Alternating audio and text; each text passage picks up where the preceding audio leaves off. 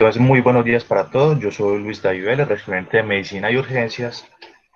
Y la idea de hoy es que hablemos un poco sobre las psicosis agudas, con enfoque en el servicio de urgencias. Tuve la fortuna de tener a la doctora Luz Ariana Orozco como asesora de la charla. Muchas gracias a ella. Entonces, ya empezando con la charla el día de hoy, cuando estamos hablando de psicosis agudas, hay que entender una cosa, es que la psicosis como tal es un síndrome y por la propia definición de un síndrome va a tener múltiples etiologías y unas manifestaciones específicas. No es como tal un diagnóstico específico a una causa específica, sino un síndrome general.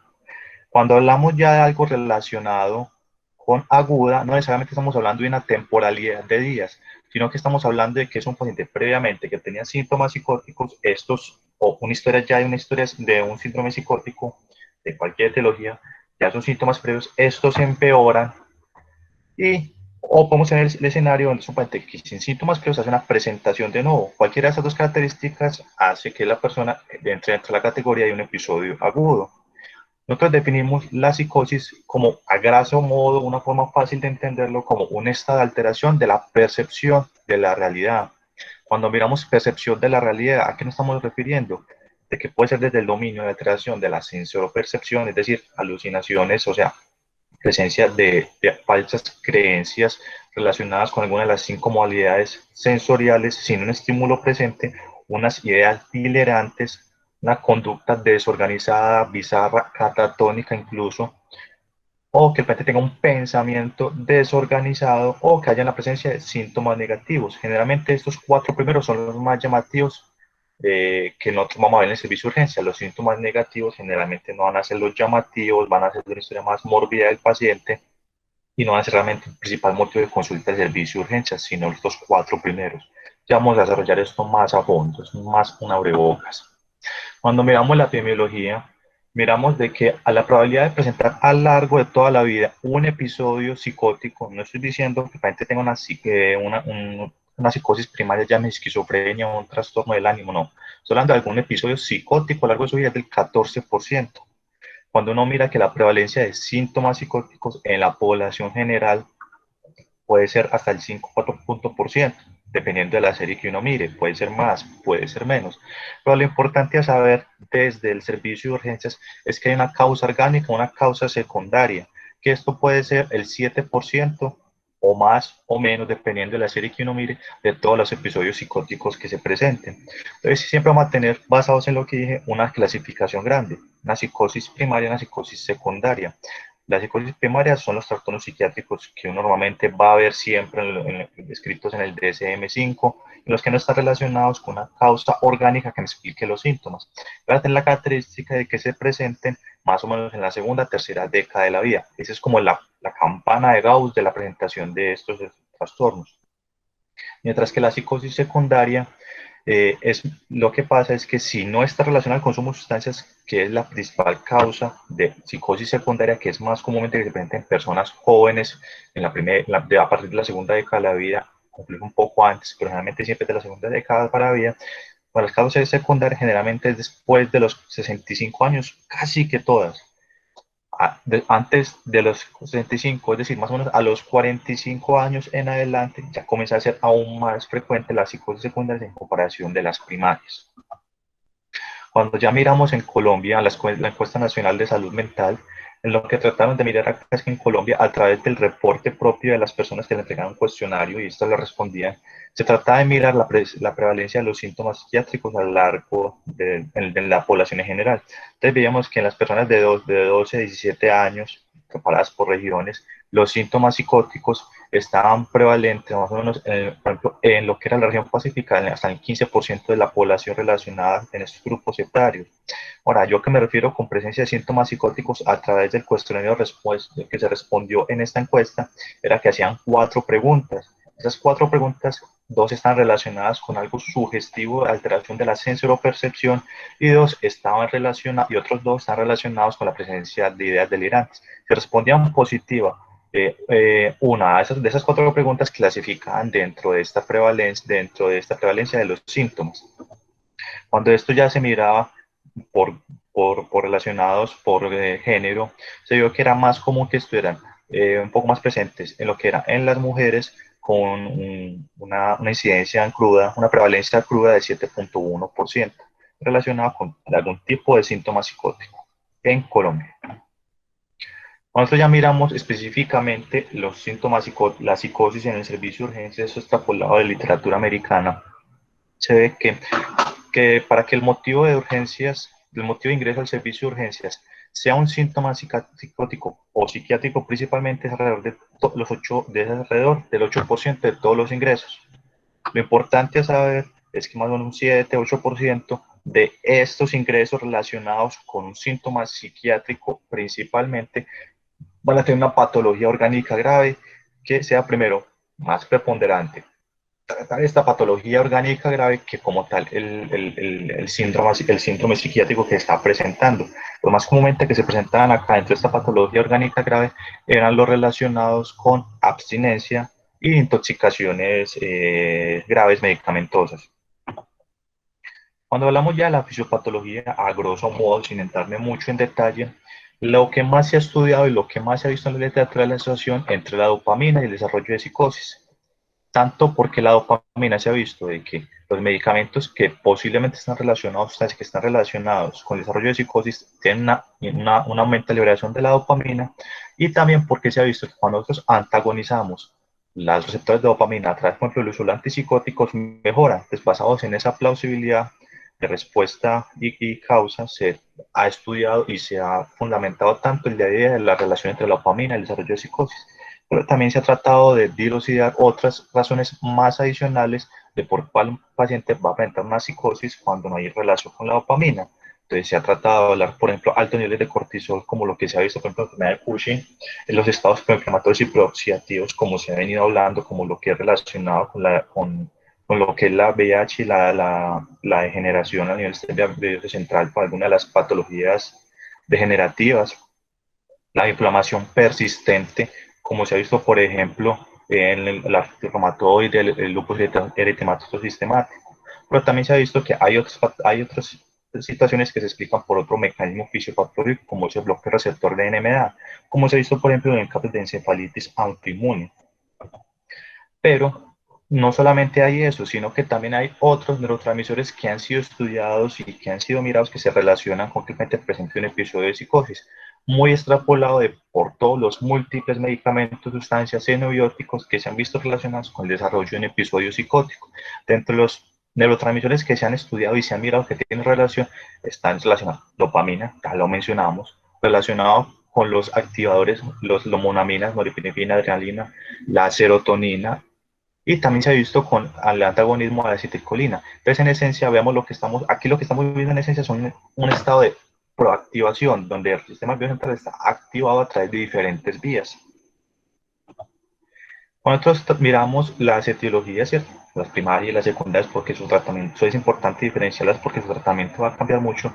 Realmente la lista de etiologías secundarias que el paciente vaya a presentar con algún tipo de síntoma psicótico es muy grande y se vuelve en práctica traer a todas a colección. Pero es simplemente saber de que las etiologías son múltiples y pueden ser en esencia casi que cualquier sistema del cuerpo. Sistema biocentral relacionados con etiologías vasculares, degenerativas, autoinmunes, inflamatorias, el trauma, todo esto está relacionado con el sistema central. La desmielinizante, la esclerosis múltiple, relativamente no común la enfermedad, pero sí que los síntomas psicóticos sean uno de los síntomas grandes que se presentan dentro de esta enfermedad. Las autoinmunes, generalmente casi todas las autoinmunes, la mayoría de autoinmunes, perdón, puede tener algún tipo de síntoma psicótico.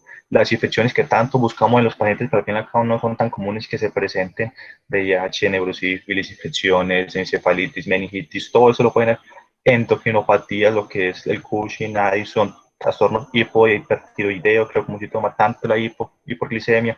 Los déficits de vitamina, realmente casi que la mayoría de vitaminas lo pueden generar, las deficiencias, perdón, los problemas relacionados con sustancias, en esencia, tanto las drogas de abuso como simplemente las drogas de uso común y corriente también lo pueden generar, enfermedades metabólicas, así nos podemos ir en una lista impresionante. Pero lo importante a saber es que las etiologías relacionadas con sustancias, más comúnmente las sustancias de abuso, los estimulantes, cocaína, opioides, marihuana, todos estos tipos de sustancias de abuso, son las que están más relacionadas como la causa de síntomas psicóticos de causas secundarias. Van a ser lo más común de todos, pero vamos a ver que también los medicamentos del uso común y corriente, como serían, por ejemplo, los anticolinérgicos, antihistamínicos, los medicamentos antituberculosos, los de dopamina, por ejemplo, el tratamiento de los pacientes con Parkinson que están como que en el inicio de la levodopa con síntomas psicóticos, los córticos, todos estos son medicamentos que han sido relacionados ya sean poca o en alta o poca frecuencia con la relación con la presencia de síntomas psicóticos y muchas veces terminan siendo situaciones de descarte cuando se descarta otros tipos de etiologías secundarias. Lo importante a saber es que entre las etiologías primarias, que son múltiples, un paciente con un primer episodio psicótico, realmente lo más común es que no sea una esquizofrenia, una esquizofreniforme, una esquizoafectiva, eso no es lo más común, sino que sean etiologías relacionadas con trastornos del ánimo que se presentan con síntomas psicóticos. Eso es lo más común dentro de un primer episodio psicótico entre las causas secundarias. Realmente no me voy a andar mucho dentro de las causas primarias, me voy a andar más con las causas secundarias en la charla. Entonces, cuando nosotros miramos la presentación clínica, entonces vamos a tener lo siguiente. ¿Es un paciente sin historia previa de psicosis o es un paciente con un primer episodio psicótico? Esta diferencia la hacemos porque realmente el primer episodio psicótico puede ser de una causa orgánica, sí, completamente, pero también puede ser una causa primaria. Nuestro trabajo en el servicio de urgencia siempre va a ser descartar una causa secundaria entre el episodio psicótico. En el contexto de un paciente ya con historia de psicosis o una enfermedad psiquiátrica ya conocida, tratar de buscar cuál fue ese factor precipitante que el paciente lo llevó a esa descompensación de su psicosis. Entonces, cuando los diferenciamos entre grandes rasgos, vamos a ver que la persona con el primer episodio psicótico tiene un menor deterioro funcional y los síntomas de psicosis, los síntomas positivos, negativos, no son tan manifiestos o no son tan floridos como lo haríamos con un paciente con un trastorno psiquiátrico de base ya conocido o una historia de psicosis ya conocida, bien fundamentada.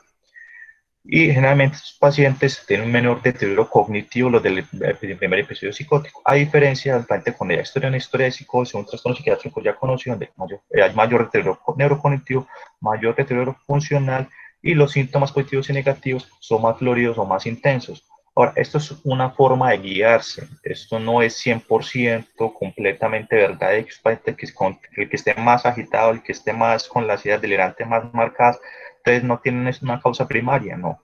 Simplemente es una forma fácil, rápida de tratar de y guiarse hacia el paciente sin ser holísticos, en decir sí o no, solamente basados en una sola pregunta en el paciente. Entonces, cuando nosotros enfocamos la etiología del primer episodio psicótico, que es una de las respuestas a preguntar, vamos a tener los escenarios donde tenemos que las etiologías que presenten que están relacionadas con ese primer episodio psicótico sean comunes o no comunes, y de que dentro de esas etiologías la presentación de la psicosis sea típica o atípica. ¿A qué me quiero decir esto? Que podemos tener, por ejemplo, en el escenario donde una enfermedad que es común y la presentación de la psicosis es típica o común que se presente, como en el caso, por ejemplo, de las psicosis primarias o las psicosis relacionadas con intoxicaciones exotóxicas.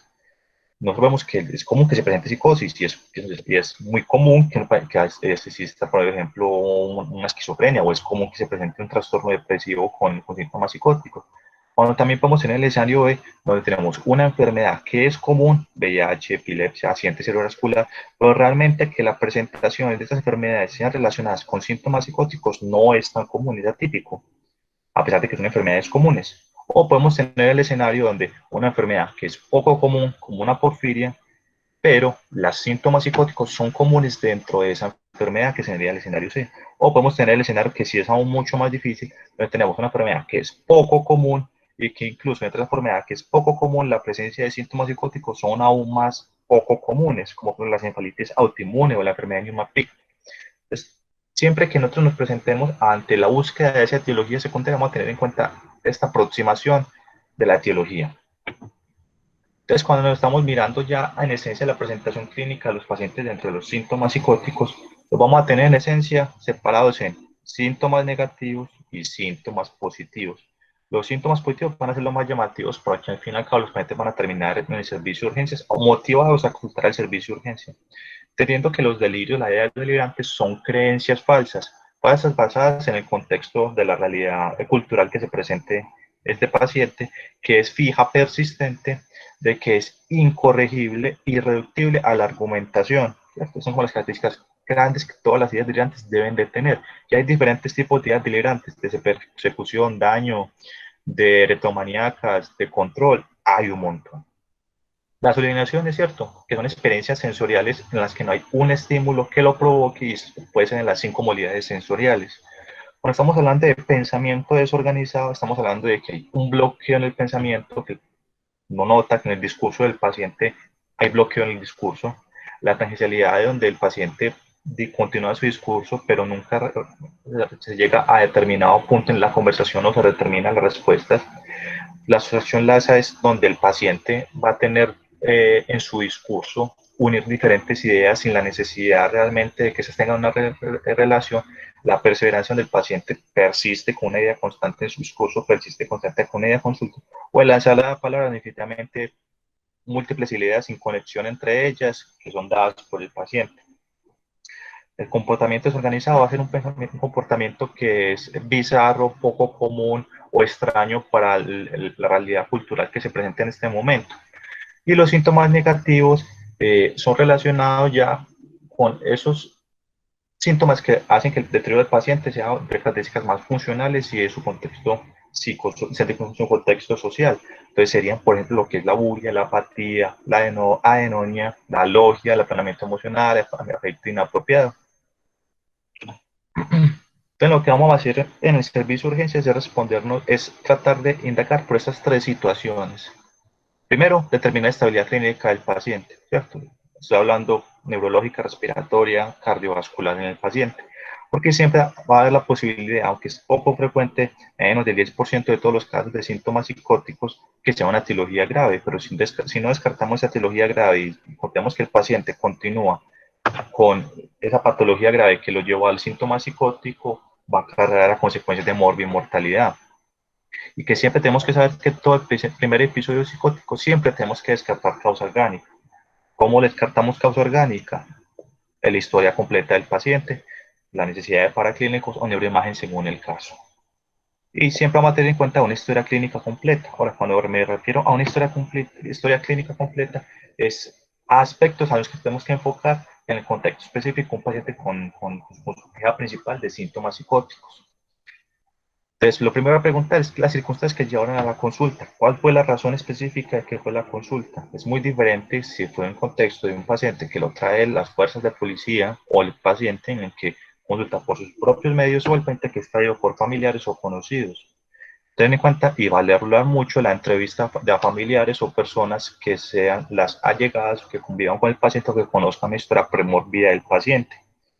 Cuando miramos el paciente con y sin historia previa familiar de enfermedad psiquiátrica, no quiere decir que los pacientes sin enfermedad psiquiátrica, historia de enfermedad psiquiátrica, no tengan una causa primaria. No, sí lo pueden tener, pero es más común que una causa primaria sea en el contexto de antecedentes de primer grado de consanguinidad que tengan historia de enfermedad psiquiátrica. Es más común que sea una causa primaria, es más común, no es la regla, pero nos estamos llenando de elementos y argumentos para decir que el paciente esté más enfocado hacia una causa primaria o hacia una causa secundaria. El examen neurológico, al menos mirar lo que es el alertamiento del paciente en los pares craneales, la parte motora, reflejos osteotendinosos, marcha y funciones cerebelosas. ¿Por qué solamente coloco estos tipos de situaciones? Porque cuando uno mira en detalle la prevalencia de síntomas neurológicos, pacientes con síntomas psicóticos, esto es lo que uno mira más comúnmente que se presenten relacionados con el déficit neurológico asociado, los más comunes, pueden ser más, pueden ser menos, porque estoy trayendo a grosso modo que es lo más común que uno ve en las diferentes series de casos. Cuando estamos mirando la función cognitiva, vamos a enfocarnos en estos 4 elementos: atención, orientación, función ejecutiva, memoria reciente. Ahorita les voy a dar como un tip grande de cómo podemos valorar esto rápidamente el paciente sin tener que demorarnos. Y siempre vamos a tener que valorar en los pacientes cuál es su riesgo de violencia y cuál es el riesgo suicida de estos pacientes. Algo que posiblemente ignoramos o no tenemos en cuenta este hecho es que los pacientes psiquiátricos o los pacientes, no pacientes psiquiátricos, los pacientes con síntomas psiquiátricos, en este caso de psicosis, siempre va a estar presente la posibilidad de riesgo de violencia hacia sí mismo o hacia el personal. Cuando nosotros miramos el examen físico de los pacientes, lo que estamos mirando en esencia es todo aquello que me permita a mí decir, este paciente puede tener una causa secundaria. Y entonces aquí es simplemente para recordar que los pacientes se examinan de cabeza a pies, porque podemos encontrar pequeñas pistas que nos puedan sugerir que el paciente realmente tenga una causa, posiblemente una causa secundaria. Esto aquí voy otra vez para traer a lo mismo, de que si uno mira el paciente de cabezas a pies, puede tratar de encontrar algo que me pueda sugerir una situación que me pueda a mí, desde lo que veo, desde lo que interrogo, llegar a un determinado diagnóstico, o al menos simplemente prender las alarmas para decir, este paciente no me gusta, y no simplemente lo voy a encasillar como un paciente de entrada, como un trastorno psiquiátrico primario. Entonces, cuando hablamos de la función cognitiva, que en esencia formas rápidas que lo podemos hacer es el Quick Confusional Scale, o la otra forma que lo podemos hacer es un Mini Mental. Aquel es el Quick Confusional Scale porque, al menos a mi parecer, me pareció más fácil de aplicar. Y nos hacemos preguntas simples al paciente. ¿Qué año es? ¿Qué mes es? Repítame esta frase. ¿Cierto? Más o menos, ¿qué tiempo es? Cuénteme de 20 a 1. ¿Cierto? Dígame los meses en reversa. Repítame la frase que le dije. Aquí estoy valorando el alertamiento, la función ejecutiva, la memoria del paciente. Todo aquí lo estoy valorando rápidamente. El paciente tiene menos de 11, en los puntos que se están dando acá, me sugiere que el paciente tenga una función cognitiva deteriorada. Sabemos que las funciones cognitivas deterioradas se presentan tanto en psicosis primarias como secundarias, pero la mayoría de casos, el deterioro cognitivo de entrada en los pacientes es más sugestivo de una causa secundaria, mientras que en las causas primarias es más común que el deterioro cognitivo sea en etapas avanzadas de la enfermedad. Esto me sirve, por ejemplo, mucho un paciente con un primer episodio psicótico, con una historia premórbida no tan de larga data, no tan mórbida, y usted dice, el paciente tiene una función cognitiva deteriorada tan tempranamente, ¿será que es un trastorno primario? Posiblemente sea más un secundario. Entonces siempre vamos a estar en el servicio de urgencias enfocados a una situación médica, una situación que la literatura lo ve como medical clearance, que en esencia es como esa forma de nosotros descartar todas las etiologías, las posibles etiologías secundarias que me estén cursando, que me puedan llevar a este paciente a una psicosis en el momento. Y lo que estamos haciendo en este medical clearance, lo que estamos haciendo es un proceso, ¿cierto? Para asegurar que el paciente no presente una condición médica que requiera atención específica. En esencia es lo que vamos a hacer, y esto lo podemos hacer de diferentes maneras. Historia física, examen físico, historia clínica, paraclínico, sin neuroimagen, a grandes rasgos. Vamos a mirar cuál es la evidencia de cada uno de estos. Cuando estamos hablando del paciente con el contexto de psicosis, lo que estamos haciendo con el medical clearance es que no se encontró ninguna enfermedad grave en el paciente. Cuando hacemos el medical clearance, el paciente con psicosis, es que no se encontró ninguna enfermedad grave, ¿cierto? Se determinó que los problemas médicos coexistentes, es decir, un paciente puede tener más allá de síntomas psicóticos. Se ha visto que los pacientes con trastornos psiquiátricos, psicosis primarias, hasta 2/3 tienen alguna patología crónica de base. Y de que estos problemas médicos coexistentes o esas comorbilidades no son la causa principal de la emergencia psiquiátrica aguda. Y lo que estamos viendo también en este medical clearance es que la condición médica aguda, ¿cierto? Llámese la propia psicosis aguda o la causa precipitante que me llevó al paciente a las psicosis agudas, ya se estabilizó y que el paciente puede ser candidato a una unidad psiquiátrica intrahospitalariamente si es que lo necesita. Entonces, los problemas que nos vamos a ver enfrentados de que la medical clearance no se lleve a cabo es porque no tenemos una historia clínica adecuada, no tenemos información de familiares o de personas que trajeron al servicio al paciente, no realizamos un examen físico completo, no le damos la relevancia suficiente a los signos vitales, no dimos adecuados diagnósticos diferenciales basados en lo que interrogamos y dimos el examen físico y simplemente encasillamos de entrada al paciente dentro de un trastorno psiquiátrico primario. O simplemente lo que hacemos es que a todos le hacemos un tamizaje para clínicos y radiografías o a todos los pacientes basados en sus síntomas y signos que yo considero que tiene una causa secundaria, realmente no enfoque bien esos síntomas y esos signos y pedí exámenes o ayudas diagnósticas que no se me enfocaron con esa diagnóstica que yo tenía. Entonces, ya teniendo en cuenta que lo que tenemos que hacer es un medical clearance, vamos a tener características adicionales en los pacientes que me permitan a mí decir que es una causa primaria o secundaria, o en este caso, como está representada acá, una causa orgánica, o sea, secundaria, una funcional o primaria. Y lo que nos proponen acá es una memotecnia muy fácil, que en esencia es para nosotros recordar qué cosas tenemos que mirar. La memotecnia es MAT Focus. Lo que estamos mirando es memoria, actividad, la distorsión, los sentimientos, orientación, cognición y otros hallazgos. Entonces vemos que en las causas secundarias la memoria rápidamente está afectada. La actividad del paciente es más hiperactiva o activa, o vemos ya otros síntomas neurológicos como lo que son los movimientos anormales o ataxias.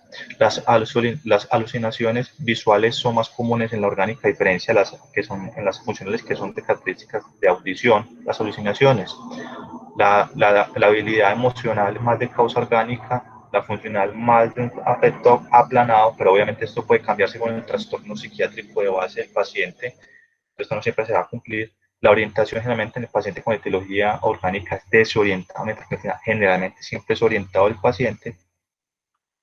La cognición, como uno esperaría en el paciente con síntomas psicóticos, eh, es que haya una diferencia en la medida en que el paciente que tiene una cosa orgánica puede tener una disproxia en el asociado, que me pueda surgir más la posibilidad de un delirio en estos pacientes. Y lo otro es relacionado con la temporalidad de los síntomas y la historia de estos síntomas.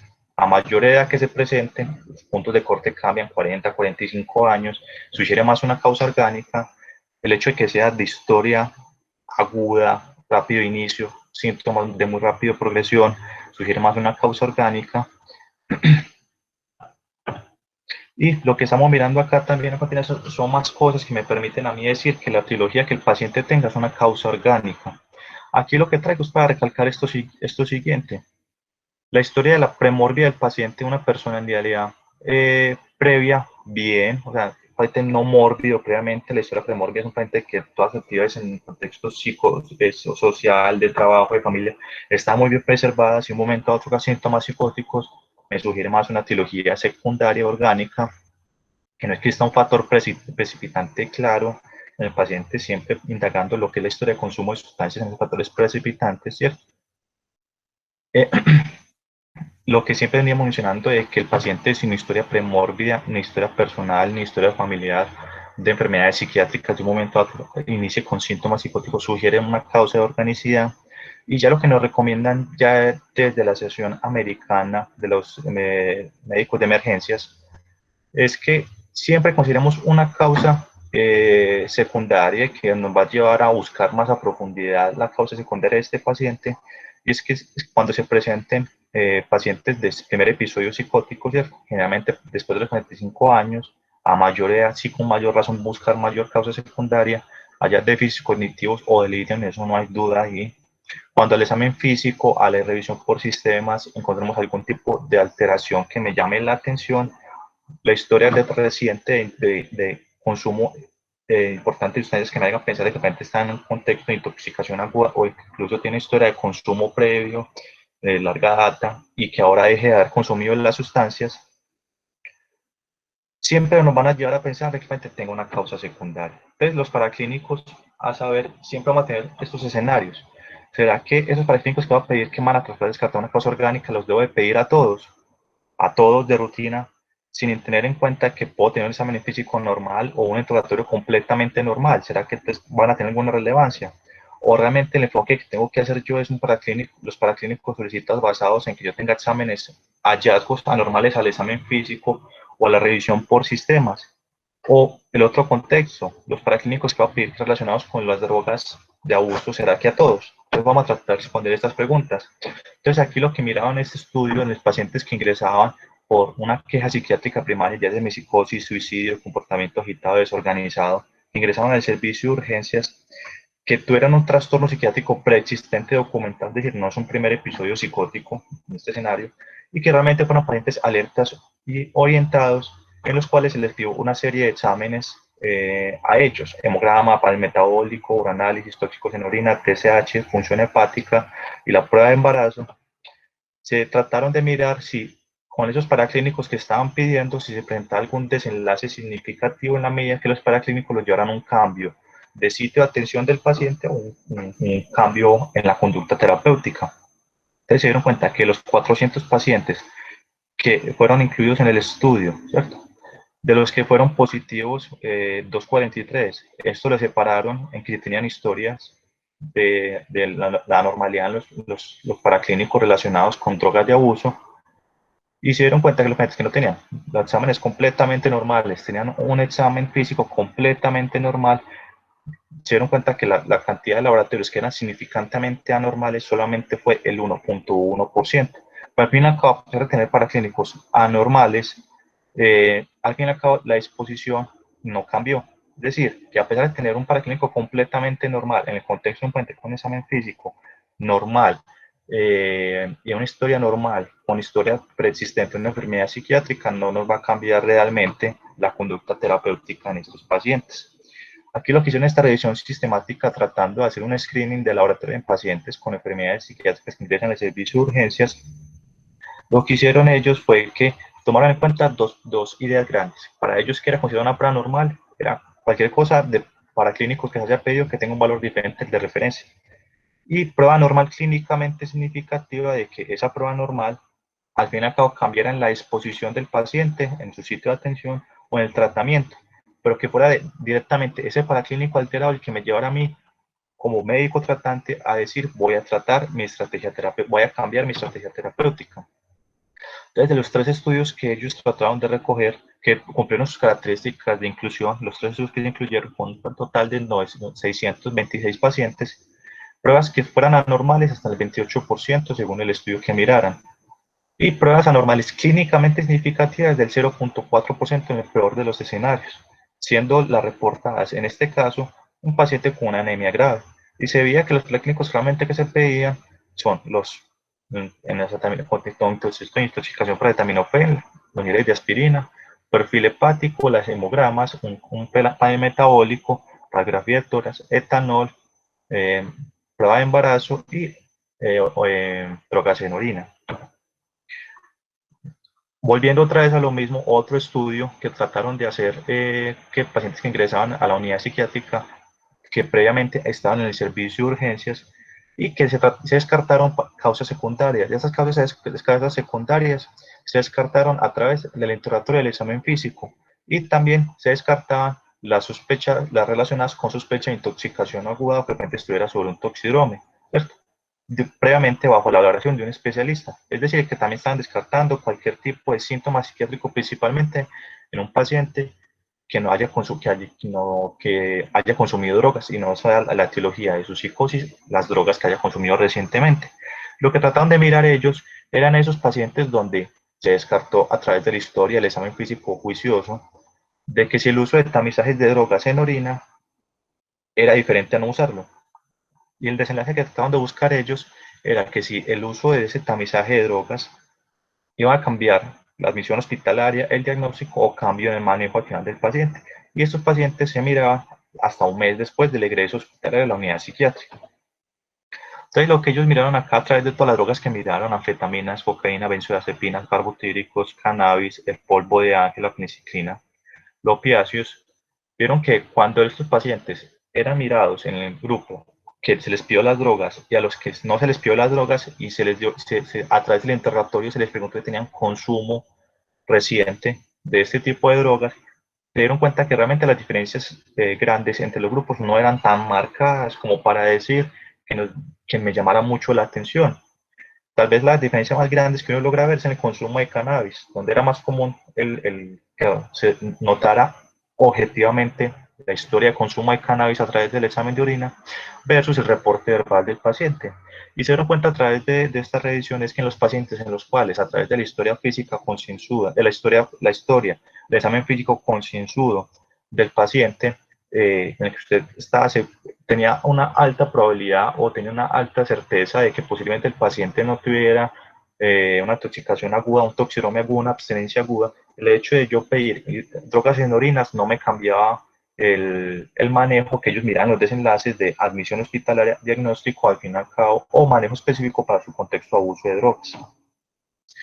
Este estudio que también lo que trataban de hacer es lo mismo. Pacientes que ingresan al servicio de urgencias, una queja principal, su motivo principal para algo psiquiátrico, y lo que trataban de mirar ellos era que si la solicitud de drogas en orina, anfetaminas, metanfetaminas, cannabis, benzodiazepinas, cocaína, opiáceos, metadona, en 111 pacientes, la solicitud para todos protocolizada a todos. Si al fin y al cabo yo pedirle eso a todos los pacientes, me cambian el manejo, ¿cierto?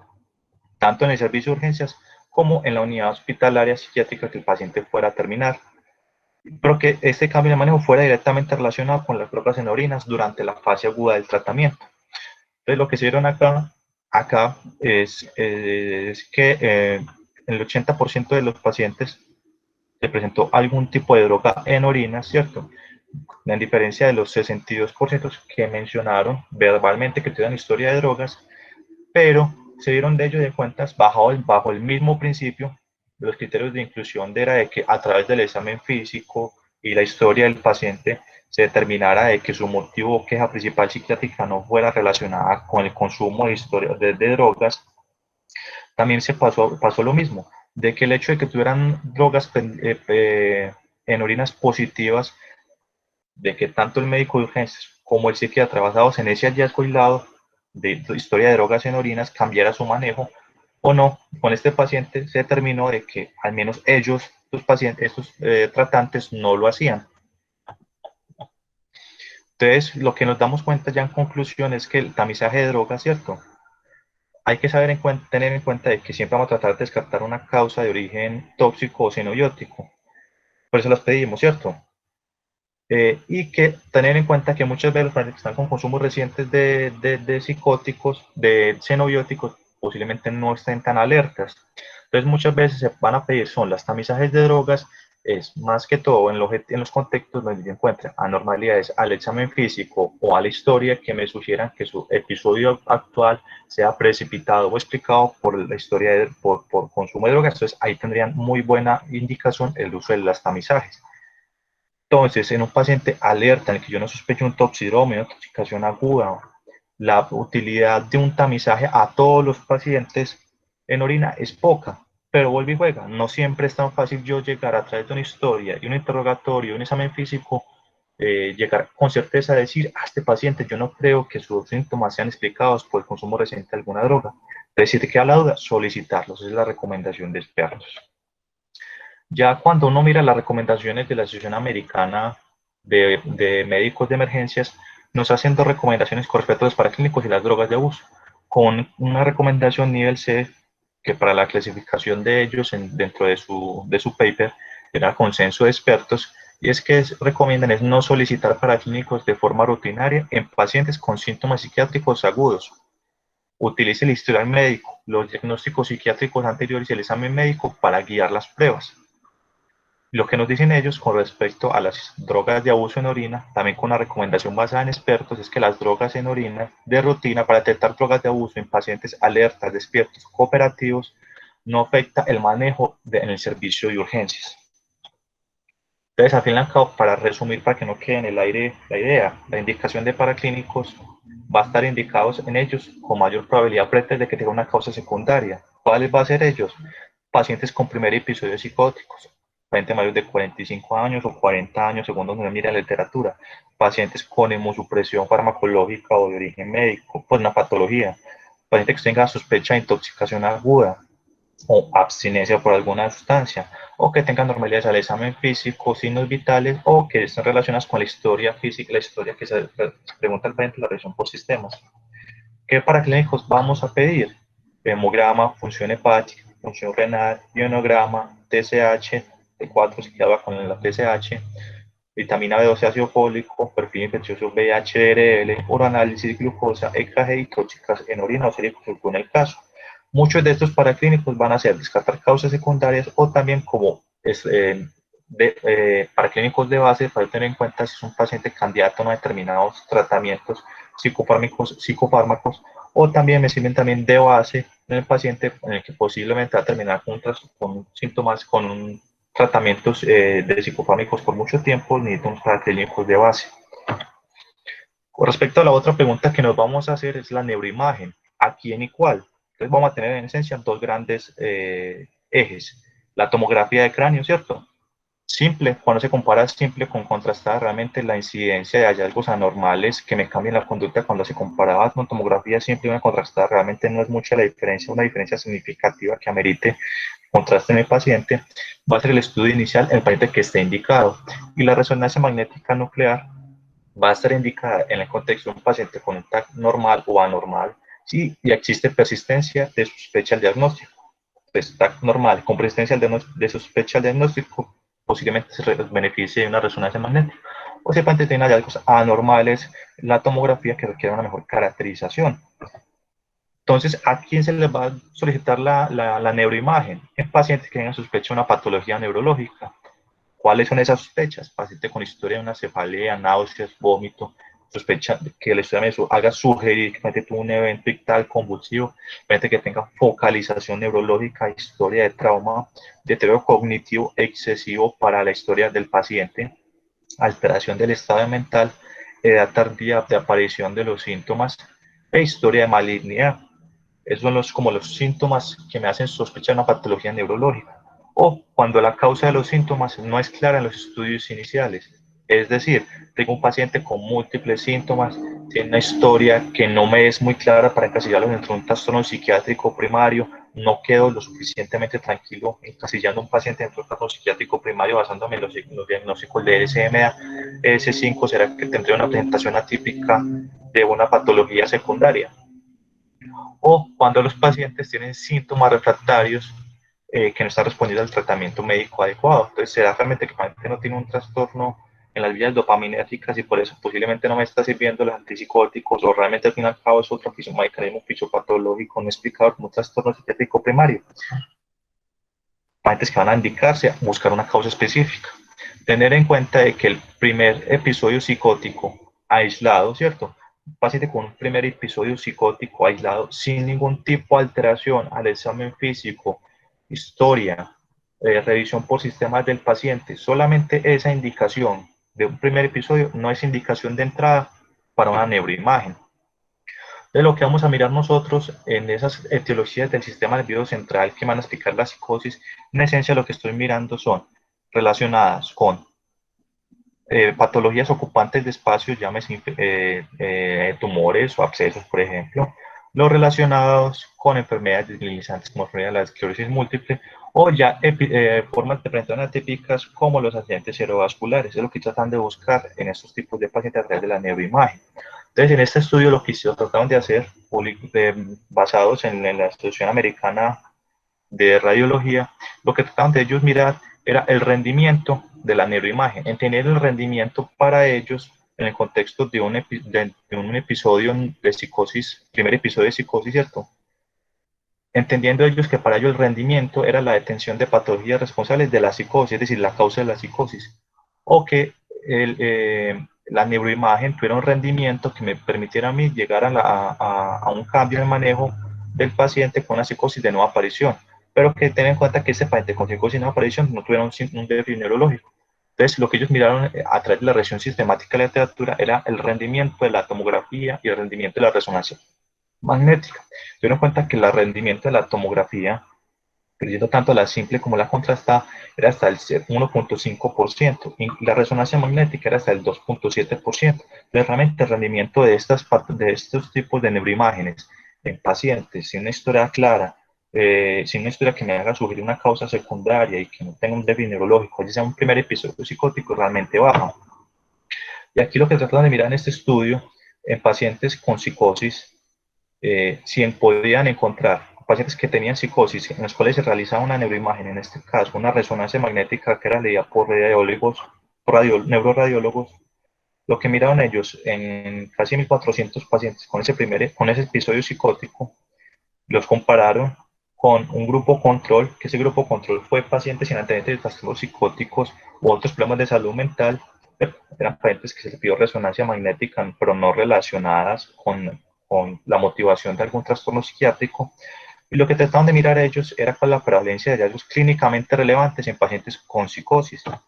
Al fin y al cabo se dieron cuenta de que los pacientes, cuando eran mirados en el grupo control, Y en el grupo de los pacientes se dieron cuenta, en el grupo de pacientes la principal motivación para al fin y al cabo que el paciente llevara al uso de la resonancia fue más comúnmente la esquizofrenia en 408 pacientes de los pacientes, pero también en cuenta que fueron incluidos pacientes con primer episodio psicótico, 349 pacientes. Para eso lo traigo a colación, para mirar cómo está distribuido los pacientes con psicosis. Y se dieron cuenta que al fin y al cabo, que pacientes tuvieran algún tipo de anormalidad en los pacientes, en el grupo de los pacientes se encontró que hasta el 11% se encontró alguna anormalidad, pero miren que en el grupo control, es decir, en aquellos pacientes sin ningún tipo de patología psiquiátrica, ningún trastorno psiquiátrico de base, se dieron cuenta que la posibilidad de encontrar un hallazgo anormal en una resonancia es muy parecido al mismo que yo se lo pedí al paciente con psicosis. Entonces, ¿esto qué me está diciendo a mí? De que en la población general, simplemente por cuestiones de azar o por probabilística, voy a encontrar hallazgos anormales en una resonancia, pero no relacionadas por el síntoma que el paciente fue consultado o fue llevado a la resonancia. Entonces vemos que la presentación de esos hallazgos neuroradiológicos anormales se presentan casi que en la misma proporción, tanto en el grupo de pacientes con psicosis como en el grupo control de pacientes sin enfermedades psiquiátricas. Los estudios adicionales que vayan a requerir el paciente van a depender realmente de la sospecha clínica. Entonces, si yo sospecho que tenga algún tipo de trastorno tiroideo, pues pido una TSH. Si me sospecha que el paciente tenga algún tipo de trastorno neurológico, pediré una neuroimagen. Si el paciente está sospechando que tenga un trastorno, algún déficit de vitamina, porque tenga ya condiciones del examen físico, me guiaré por eso y pediré los exámenes pertinentes basados en eso. Entonces, la recomendación siempre va a ser cuál es su sospecha, cuál es el diagnóstico que usted está más pensando, qué es lo más probable y actúe en concordancia a eso. Vamos a tener en cuenta que el manejo del paciente psicótico en urgencias es relevante en la medida en que si es una causa primaria o mi principal sospecha es una causa primaria o es un paciente con una historia psiquiátrica ya conocida, el psicofármaco va a depender de la etiología, es decir, si es una esquizofrenia, el antipsicótico, si es un trastorno depresivo un trastorno afectivo bipolar con síntomas psicóticos, el manejo va a ser el estabilizador del ánimo, la terapia psicológica y la intervención psicosocial, esto es ya más en el contexto ambulatorio. En las causas secundarias, lo que realmente va a importar es tratar la enfermedad subyacente. Por eso es tratar de buscar en lo posible o hacer la aproximación desde el servicio de urgencias a las posibles las más comunes y que al fin y al cabo el control de los síntomas, la primera línea siempre va a ser los antipsicóticos para el control de los síntomas psicóticos. Y si el paciente tiene agitación, se maneja como un paciente agitado. Dentro del manejo farmacológico, ten en cuenta que si el paciente no está agitado, no hay riesgo de lesiones para él o para el personal, siempre escoge la medicación oral. Si el paciente tiene trastorno psicótico conocido y viene previamente utilizando medicamentos psicofármacos, utilizar los mismos psicofármacos con los que haya respondido antes. Vigilar siempre los efectos adversos porque puede ser el primer momento que el paciente tenga contacto con un psicofármaco y sea en el servicio de urgencias que el paciente presente los efectos secundarios del psicofármaco estando en el servicio de urgencias. Si no se conoce la causa específica del síndrome psicótico, utilizar haloperidol o antipsicóticos acílicos. ¿Por qué el haloperidol? Porque es el más conocido de todos, uno de los que más amplio ha sido estudiado y el que tenemos mayor facilidad en los servicios, o antipsicóticos atípicos porque también se ha mostrado que tienen buena eficacia en esos tipos de pacientes. Cuando el paciente ya está agitado, vamos a tener 4 estrategias de tratamiento. Establecer seguridad de nosotros como el personal y lo que vamos a hacer a continuación es el escalamiento verbal del paciente para tratar de evitar de que haya un riesgo de la seguridad del paciente propio o el propio personal, manejo farmacológico cuando el escalamiento no ha funcionado y contención física entendido más cuando las estrategias previas no han funcionado en el paciente y se considera más como un fracaso el tratamiento, más que una estrategia terapéutica, es más como un fracaso a lo que hemos hecho previamente y nos toca recurrir a una última instancia. Cuando hablamos de escalonamiento, vamos a tener siempre unas características que nos van a servir mucho. Dar el espacio personal, o sea, respetar el espacio personal del paciente. No ser provocativo siempre. Manos donde esté el servicio del paciente, tener una posición no amenazante para el paciente.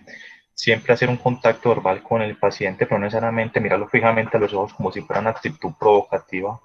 Ser conciso, tener en cuenta que los pacientes psicóticos su atención es muy baja y su capacidad de fijar la atención en un momento específico es baja. Entonces, respuestas cortas, preguntas cortas, ser conciso.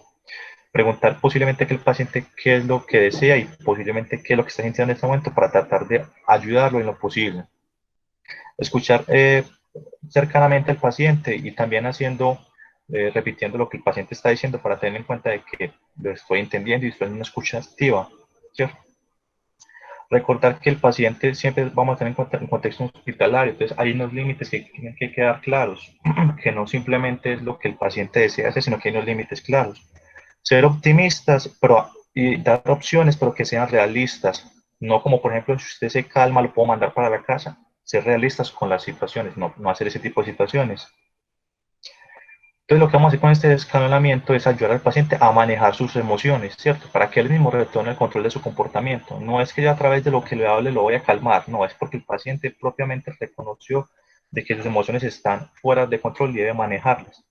Y de que la contención verbal, lo que vamos a hacer en esencia es simplemente hablar, ¿cierto? Vamos a hablar, y que el paciente maneje sus propias emociones. Lo importante saber es que en esta forma de hablar lo vamos a hacer a través de demostración de fuerza. Es decir, yo no voy a hablar solo con el paciente en un cuarto, no, voy a estar rodeado del propio personal de servicios de salud al lado mío para demostrar que el paciente, que a pesar de que es un ambiente donde se está hablando, si se llega a recurrir el momento en que el paciente se descontrole, demostrarle a través de que tengo diferentes personas a mi lado de que puedo tratar de contenerlo. Con el manejo de psicofármacos, una forma fácil de recordarlo es que si el paciente, su agitación es mediada por estimulantes o por depresión o por algún tipo de abstinencia, la primera línea son las benzodiazepinas, mientras que el paciente que está intoxicado o que tiene una historia de psicosis ya conocida o una enfermedad psiquiátrica indiferenciada, la primera línea van a ser los antipsicóticos. Entonces, dentro de los antipsicóticos, vamos a tener en esencia en el servicio de urgencias lo que son los parantelares, aloperidol y olanzapina, ¿cierto? Las benzodiazepinas, los que vamos a tener más comúnmente, la oral, lorazepam y midazolam.